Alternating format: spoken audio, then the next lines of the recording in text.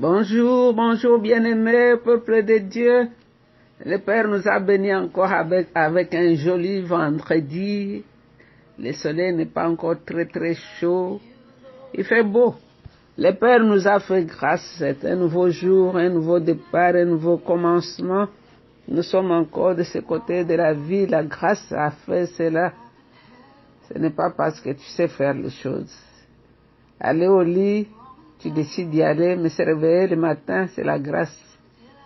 Alors c'est Maman Jeanne avec l'équipe de Maman d'adoration. Aujourd'hui c'est le jour où nous adorons, nous ajoutons un plus, sur ce que nous savons faire.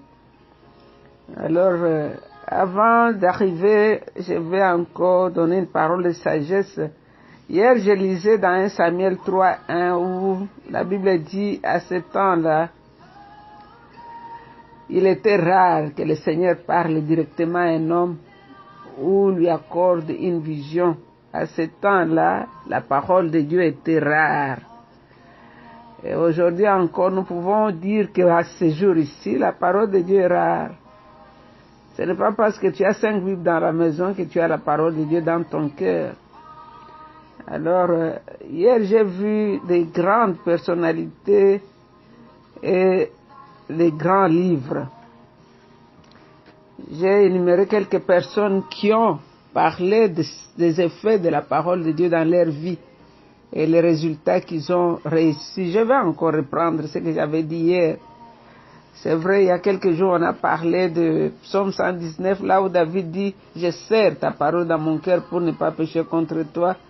Nous avons vu que la Bible, c'est un livre qui a de grandes valeurs. Nous avons vu que c'est le plus ancien des livres. Et nous avons aussi vu que c'est le livre le plus vendu dans le monde aujourd'hui. Alors, je vais parler de quelques personnes, des grandes personnalités qui ont expérimenté les grands livres qui est la Bible. J'avais parlé de Thomas Jefferson, qui disait que j'ai toujours dit, et je le dirai encore, que quand tu étudies ces sacrés livres, ça va faire de toi un citoyen meilleur, un papa meilleur et un époux meilleur. Et John Ruskin lui avait dit, si tu fais de la parole de Dieu ton premier travail de chaque matin, son business, ta préoccupation chaque matin, et tu verras que toute ta journée sera affermie et le Seigneur sera avec toi dans la journée. Si tu fais de la Bible la première priorité chaque matin. Et j'avais aussi parlé de Daniel Wester. Il dit, depuis l'âge où j'étais au pied de ma mère, et quand j'étais encore sur les genoux de mon père, j'ai appris à mémoriser les secrets qui se trouvent dans ces livres sacrés. Ils ont été pour moi chaque jour une étude et une contemplation. Je suis resté accroché à ce principe de cette Bible. Et il a dit que si notre pays veut prospérer, appliquons la Bible dans tout ce que nous faisons, dans toutes les décisions que nous prenons. Et si nous négligeons les instructions qui sont dans ce livre, et nous allons voir comment les catastrophes vont tomber sur nous. J'avais aussi parlé de monsieur Ulysse. Il dit s'accrocher à cette Bible, ça sera comme l'encre pour le marin. Écrire, c'est le précepte de ces Bibles, de ces livres dans son cœur, et les pratiquer tous les jours de ta vie, cela va t'influencer dans tout ce que tu vas faire et ça va t'amener même à progresser, à être civilisé. Les gens croient qu'ils sont civilisés quand ils mettent la Bible de côté et commencent à vivre comme des animaux. C'est ce que nous voyons aujourd'hui. Les gens qui veulent que les enfants de 4 ans commencent à pratiquer le sexe, c'est comme les animaux. Les gens veulent que les hommes et les hommes couchent ensemble, les femmes et les femmes couchent ensemble. Quand on met la Bible de côté, on devient fou. Mais quand on l'applique dans son cœur, il y a la crainte de Dieu qui habite dans ton cœur, tu vas voir que même les décisions que tu prendras, ça sera influencé par ces grands, beaux vieux livres. Et Jean Wesley a dit ceci: je voudrais connaître une seule voie, comment arriver au ciel. Comment je vais atterrir pacifiquement au ciel. Et puis lui-même il dit que Dieu a condensé dans ses livres, il nous a enseigné comment y parvenir. Il a écrit un livre qu'il nous a laissé. Alors il a dit, donne-moi ce livre, à n'importe quel prix je vais le prendre. Et puis il y a le monsieur Spurgeon qui a dit, je me rappelle de ces livres-là qu'on appelle la Bible. Il a été écrit par Dieu. Dieu a mis l'autorité dans ce livre-là. C'est un livre avec autorité. Et c'est un livre qui est autorisé parce que Dieu l'a écrit. Il a dit, tremblez, tremblez. Et ne méprisez pas ce livre. Benjamin Franklin lui a dit, jeune homme, les conseils que je vais vous donner, cultivez l'habitude de lire ces livres et de croire dans ces livres. Et William a dit que si je me posais la question dans le cœur le plus attristé d'un homme, et la seule chose qui peut consoler un homme, c'est ces vieux livres. C'est cette histoire de ces livres. Alors Calvin Coolidge a dit, il n'y a pas un autre livre comme la Bible. Il n'y a pas un livre qu'on peut comparer à la Bible. Lisez votre Bible. Ce livre va te supporter dans les moments les plus difficiles. En lisant ces livres, tu seras consolé dans les jours les plus compliqués de ta vie.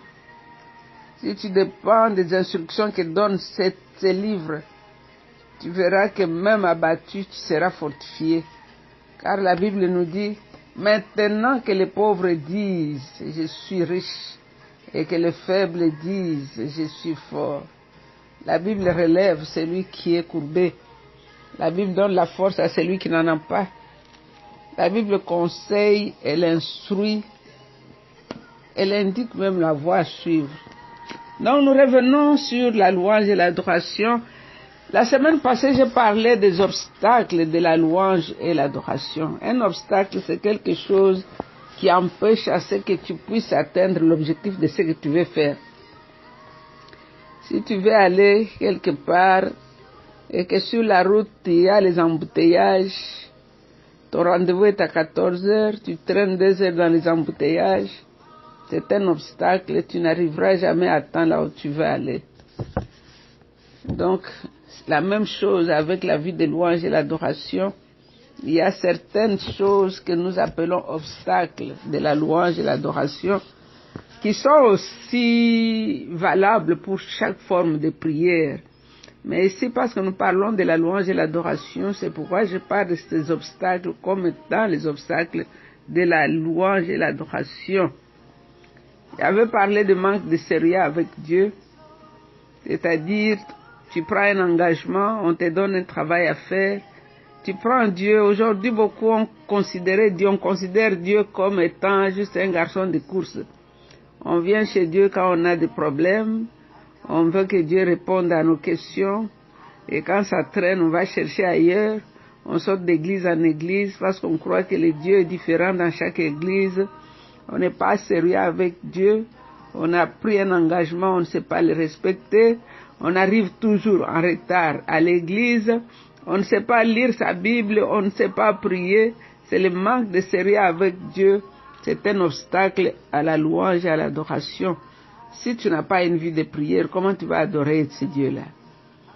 Parce que si tu cultives une vie de prière, cela fait partie de l'adoration. Prier, c'est-à-dire croire qu'il y a un Dieu suprême qui peut résoudre mon problème. Mais si toi, tu viens à l'église seulement par formalité, et manque de sérieux avec Dieu. La louange et l'adoration, c'est une obligation pour chaque chrétien.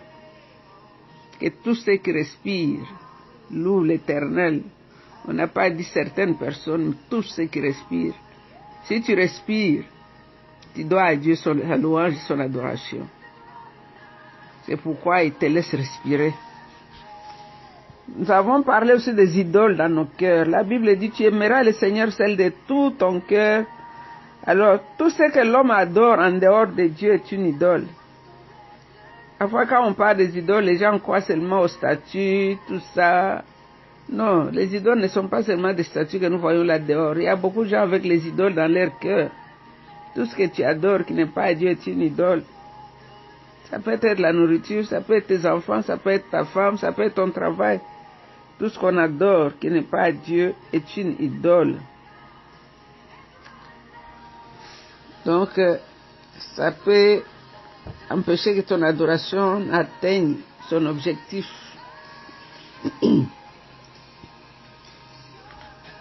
Un esprit rancunier, suspicieux, c'est un obstacle à la louange et l'adoration. Tu ne sais pas pardonner. On a demandé pardon, on a tout fait, toi tu as fermé ton cœur. Alors tu vas adorer comment avec tout ça dans ton cœur? Donc le manque de pardon, la rancune dans nos cœurs, ça fait 20 ans que cette histoire s'est passée, tu te rappelles comme c'était hier. Ça aussi, c'est un obstacle à la louange et l'adoration. Ça peut t'empêcher de jouir de ta relation, de ton intimité avec le Seigneur. Tu es là, tu soupçonnes tout le monde, tu ne pardonnes pas. La femme de ton fils, c'est ton ennemi. Ta belle-sœur, c'est ton ennemi. Toutes ces choses sont des obstacles à la louange et à l'adoration. Un esprit suspicieux freine notre louange et notre adoration. Car 1 Corinthiens 13 nous dit que l'amour croit tout et ne soupçonne point le mal. Oh non, moi je ne veux pas aller là-bas parce que je ne veux pas avoir de problèmes. Qui a dit que tu vas avoir des problèmes? Si toi-même tu n'as pas préparé les problèmes dans ton cœur.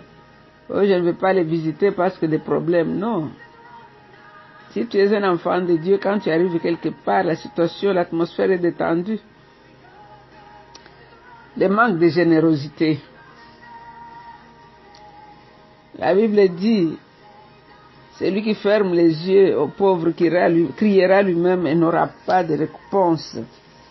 Un adorateur est quelqu'un qui lit les besoins même dans le cœur de quelqu'un. Tu n'attends pas seulement quelqu'un tende la main pour te demander, mais toi-même tes yeux peuvent te dire s'il y a un besoin ou pas. Les mauvaises relations avec les membres de notre famille. Il est facile de démontrer notre spiritualité au dehors, mais dans nos familles, nous sommes incapables de nous aimer. C'est vraiment une abomination, car la parole de Dieu dit, celui qui ne prend pas soin de sa famille est pire qu'un païen. La Bible nous dit, honore ton père et ta mère.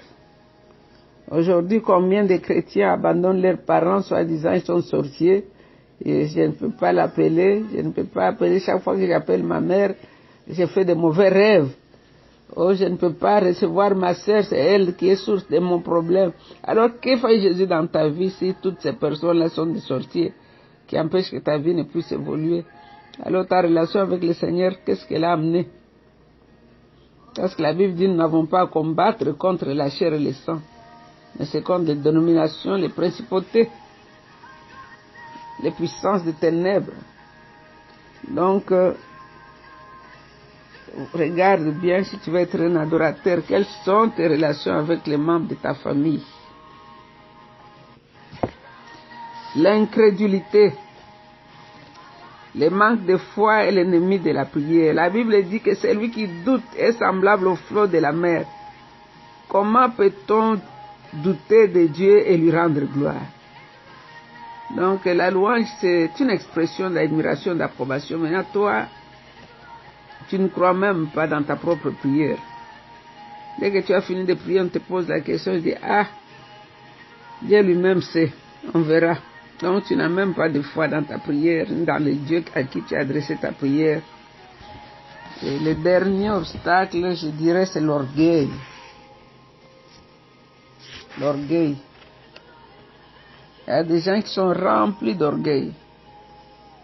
Tu es tellement orgueilleux que quand tu lèves même les mains pour louer, les gens tournent leur visage parce que toi-même, tu ne représentes même pas Dieu dans ta façon de faire les choses. L'orgueil, l'orgueil. Tu regardes tout le monde d'en bas comme ça. Toi, tu te vois toujours au-dessus de tout le monde. Et puis, le refus d'exprimer sa louange ou son adoration, ça aussi est un obstacle à la louange, à l'adoration.